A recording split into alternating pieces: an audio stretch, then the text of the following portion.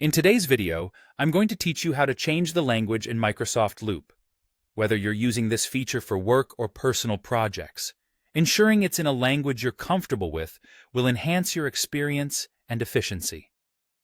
Let's get started. First, let's open your preferred internet browser. This is your starting point and where you'll search for Microsoft Loop. Once you're on the search engine's homepage, type Microsoft Loop into the search bar and press Enter. This should bring up the official site as one of the top results. Click on this link and it'll take you directly to the Microsoft Loop homepage. Once you've landed on the Microsoft Loop page, look for the Sign In option. You'll typically find this in the top right corner of the screen. If you're already signed into your Microsoft account from a previous session, you might be directed straight to your Microsoft Loop dashboard. If not, enter your credentials to log in. Make sure you have your password handy, and if you've enabled two-factor authentication, be prepared to follow through with that for added security. After signing in, it's time to head over to your Microsoft account settings. Look for your profile icon. Usually, you'll find this in the same corner where you found the sign-in link, and click on it. A drop-down menu should appear. From this menu, select Account, which will lead you to a page full of options related to your account settings.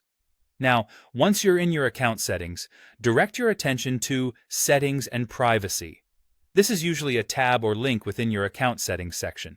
Click on it, and it'll open up a variety of settings you can adjust for your account's privacy and functionality. Within the Settings and Privacy section, you'll need to locate the language settings. This is where you'll decide which language you want Microsoft Loop to use. You should see a list of languages here, and it's crucial that your desired language is listed at the top. If it's not there, or if it's further down the list, you'll need to make an adjustment. To do this, look for an option to add or edit languages.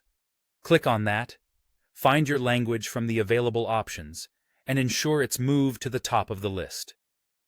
This prioritization tells Microsoft Loop to use that language by default. By following these steps, you should now have Microsoft Loop set to your preferred language, making your navigation and usage much easier. Remember, selecting the right language not only improves comprehension, but also allows access to resources and tools specific to that culture or region. Thanks for joining us today, and if you found this tutorial helpful, feel free to subscribe for more everyday tech tips.